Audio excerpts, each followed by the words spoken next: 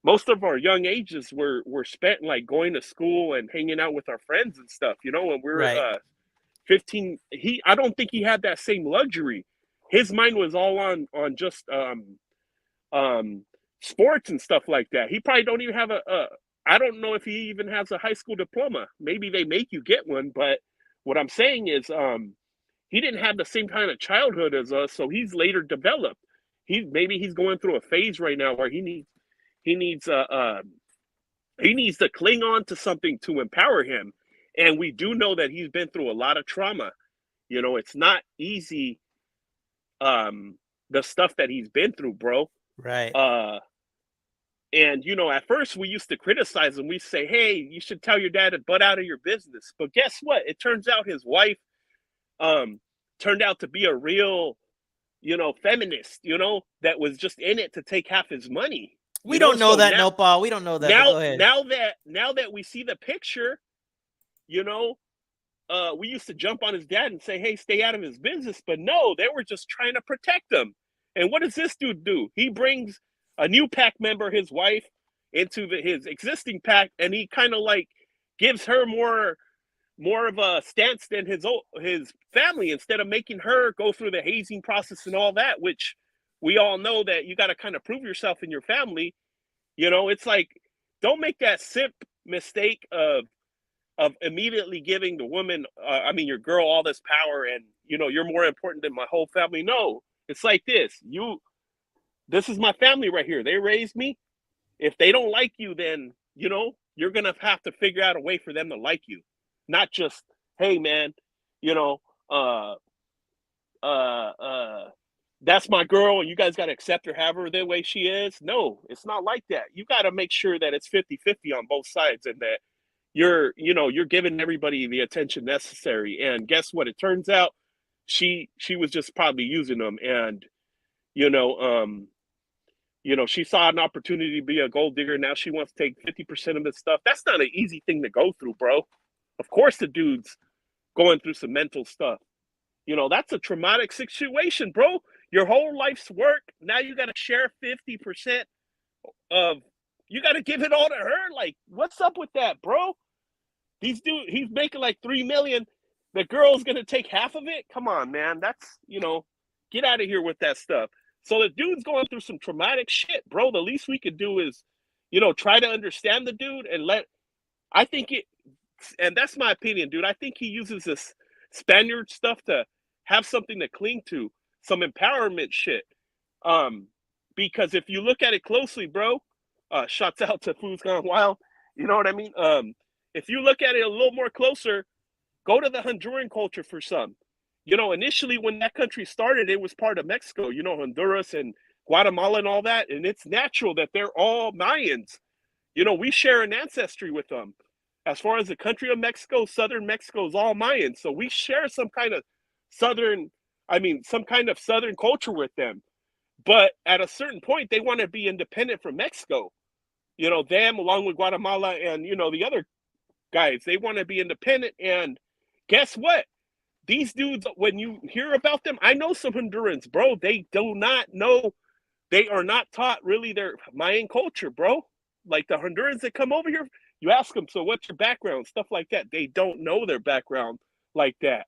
Yes, there's some Honduran ruins, but they don't pump up their culture like we do, bro. Like we're taught that, we come from Spanish, we come from, Mayan, Aztec, all that.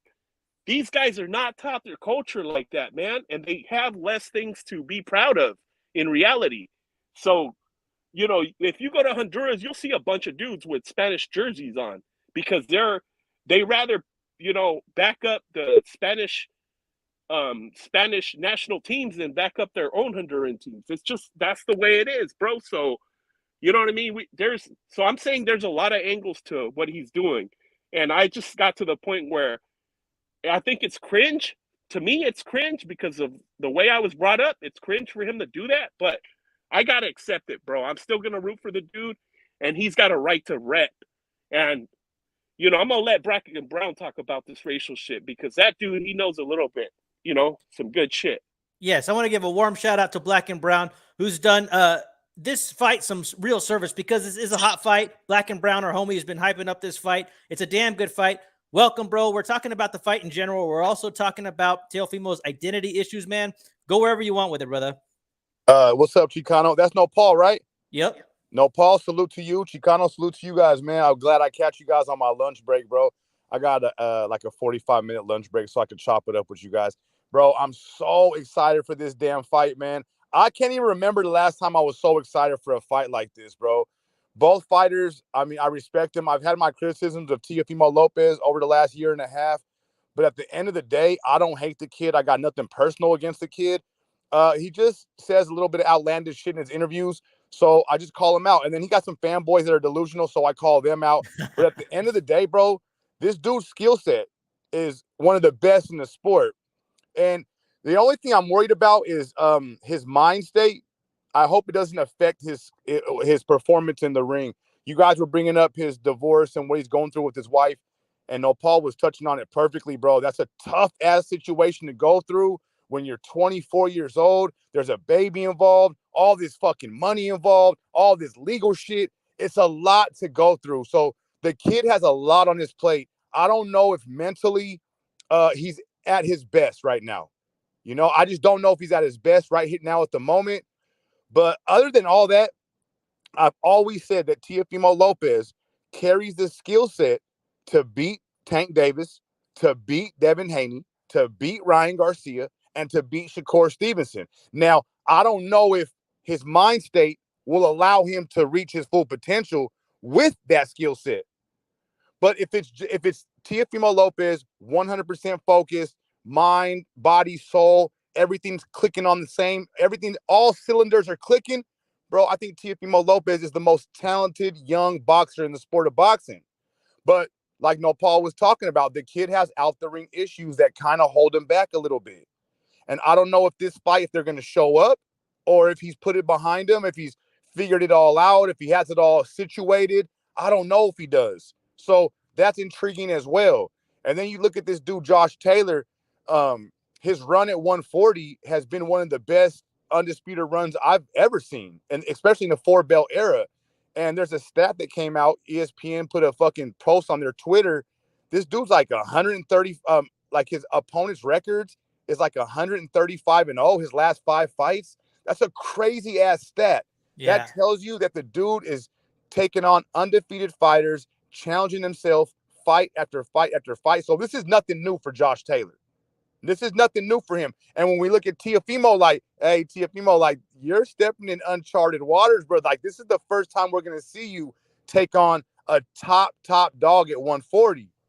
And then you see the size differential today.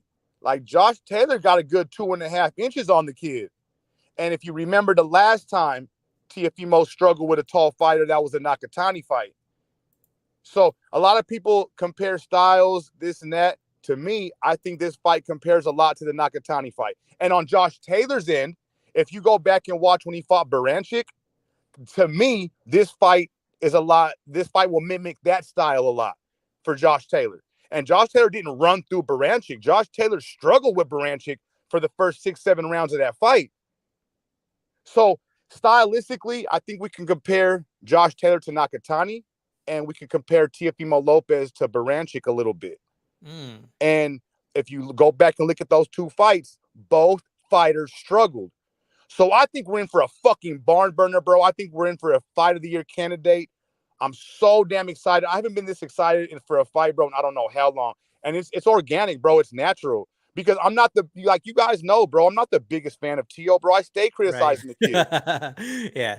But I'm so fucking excited to watch him fight, bro. You know what I mean? So I got so good energy for this fight, bro. I'm so excited, man. And I can't wait till tomorrow. Like, I can't wait till we get like certain steps. I couldn't wait for the press conference. Now I can't wait for the weigh-in. And then I can't wait for fight night, bro. I'm just fucking excited, guys. That's it, man. Bro, it feels like fight week, man. I'm pumped for this. And like I said, bro, you've been covering this fight the way it should be covered because this is a hot fight, bro. This is better than the Ryan Garcia Tank fight. I think this is better than Haney versus Lomachenko. If you talk about like where they're at, like I just think this is a better fight overall, bro. Yeah, if you guys heard what I've been saying lately, it's the best of both worlds. You get the violence of the Tank and Ryan, but you get the technical the technical boxing of the Loma and Devin. You mix those two fights together and you get Josh Taylor and Teofimo Lopez. It's going to be technical violence. These dudes are coming to do damage to each other, but they're both technical boxers. So it's the best of both worlds to me. And the sucky part is it's promoted. It was promoted. It wasn't promoted as much as those two fights were. Right. So that's why I've been going live so much. That's why I've been talking about the fight so much, because I feel like, hey, if they're not going to promote this shit, then we got to promote it. That's why I've been going live so much. Nice, bro. And you know what? I didn't even think to watch the Branchik fight. And that, I like Branchik in general. Awesome style to watch.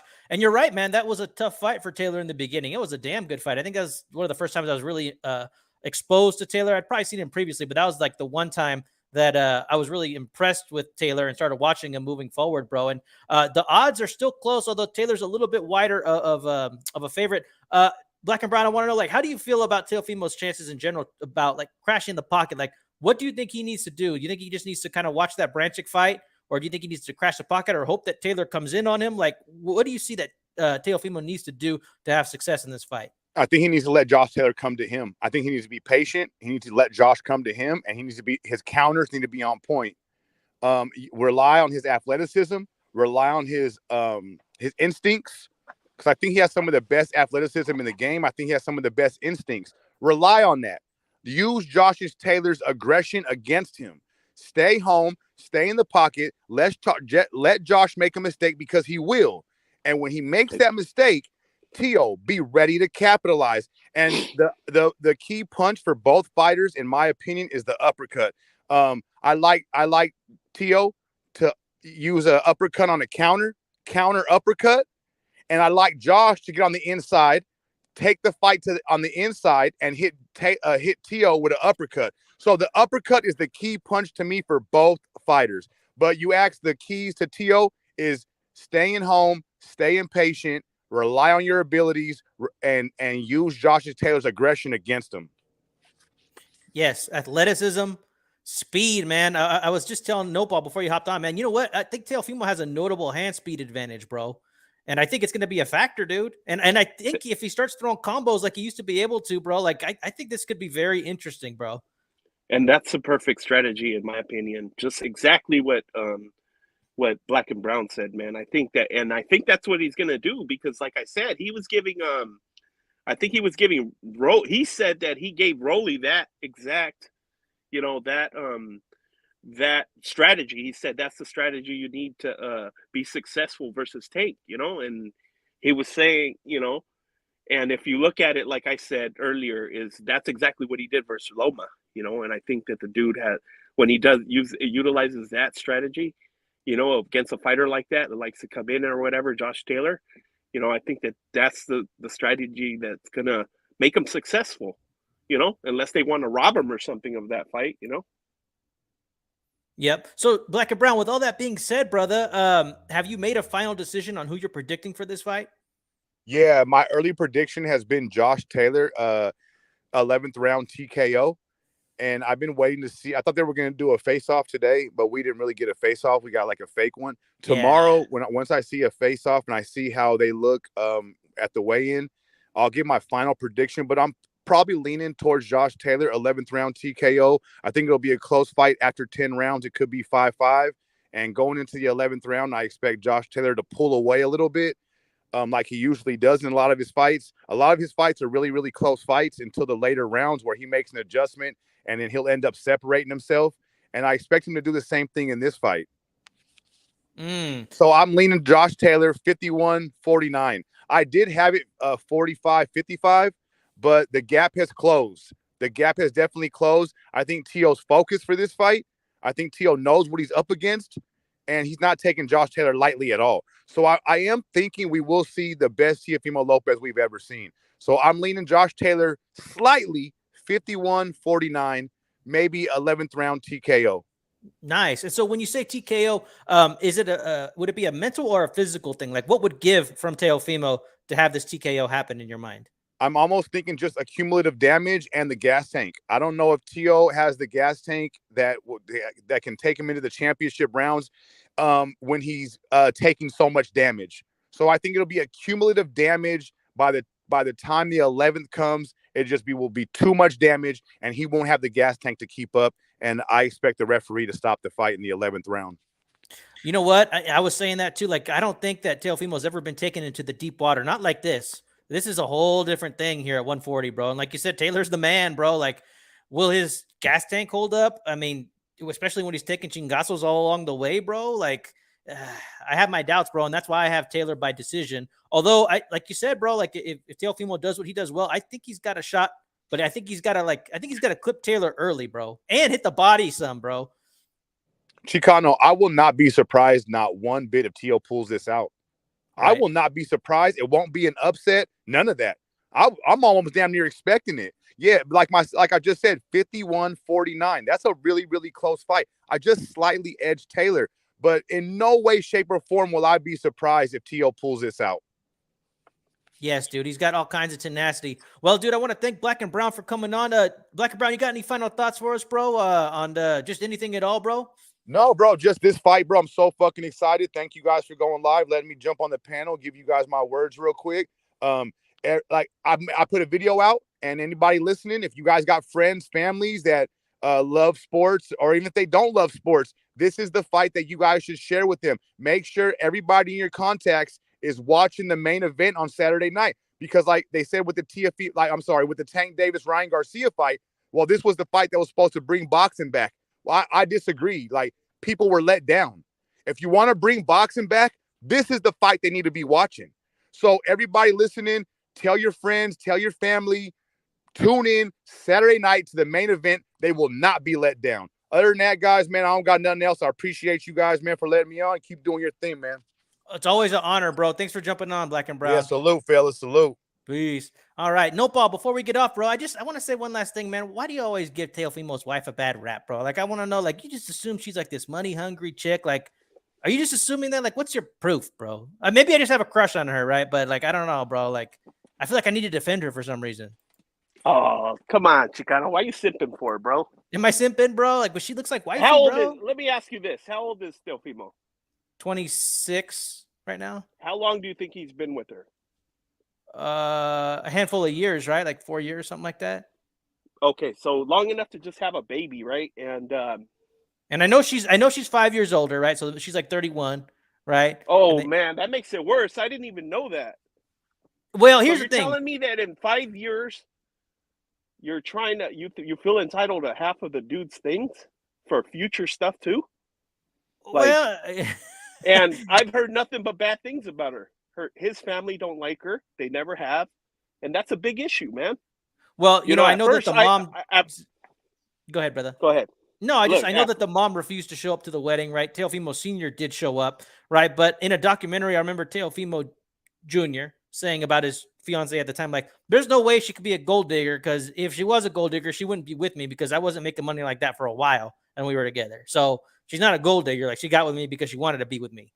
Right. But yeah, you know, maybe the family didn't like her. And, you know, sometimes instincts happen. But like you said, that's kind of a crazy family in general, with love, but they're a little crazy. You know, maybe she didn't want to put up with all that pendejadas, you know. And you know what? Like, and on top of that, too, you were talking about like how, you know, they need to get through hazing and all that shit. But I mean, sometimes it just doesn't work out. Look at did you follow that Nonito Donaire, Rachel Donaire drama with Donaire's father? Yeah, but on that one, I mean, they've been together for what? Ever since. She's proven that she's not a gold digger. And they're still together, I guess. And I don't even know if there's any indication that the family never liked her. You know, at this point, it's just an argument that happens while they're already married, you know, which is a lot different than the family not liking her from the beginning, which, you know, at first I used to attribute it to, oh, the dad's just hating, you know, they don't want, you know, they don't want their gravy train threatened. You know what I mean? Like, that's what I thought about the situation at first. You know, I thought that the parents didn't want him to get married so early because, you know, they want all that money coming to them, you know. But after all this, all that you guys have been through, you feel entitled to half of the dude's money. Like, I do feel like, you know, if they're going to get divorced, she should get something, but it's very unfair that you spend 5 years with somebody and then now you got to break the person off of half of your shit.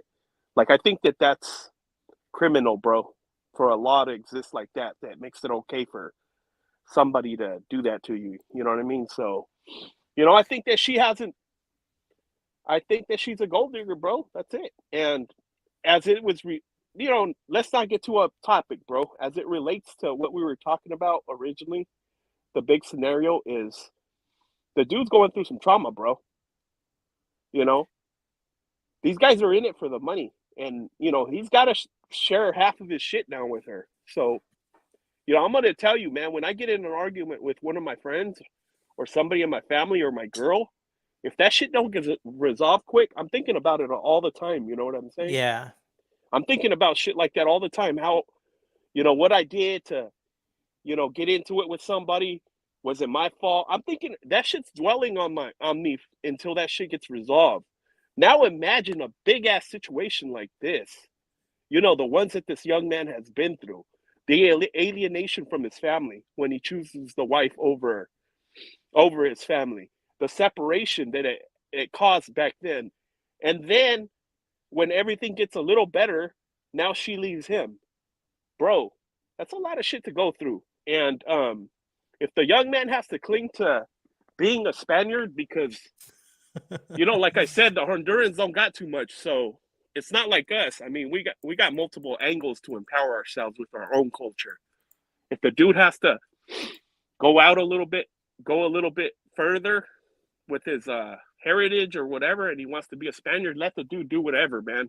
I don't endorse that type of stuff, but I'm not going to criticize him anymore about that because he's made his choice, and I'm tired of voicing my disapproval for that. At this point, it's like, hey, bro, in reality, he's got a choice to do that because, yes, he's probably a little bit Spaniard. So if he wants to do that, that's on him, bro. And I'm hoping that he matures later and he drops that whole thing. But in reality, ¿qué me importa a mí? It's not whatever he wants to do, bro. It's up to him. You're right. Nando here says, I'm crazy. My family is drama and I've been divorced. This is nothing special. Who gives a fuck?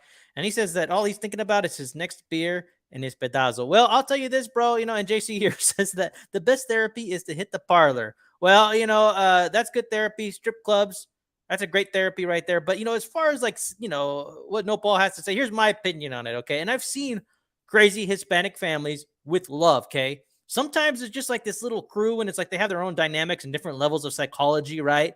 And Teofimo probably grew up a little fucked up with that. And here comes Cynthia Lopez, pretty, more mature, right? A breath of fresh air who could show Teofimo the light, right? Show that there's another way to do things, another way to live, right? And the family didn't like it. Maybe they're a little bit possessive of Teofimo, who they've put all this time and money into, right? I mean, they all kind of backed the winning horse here, right?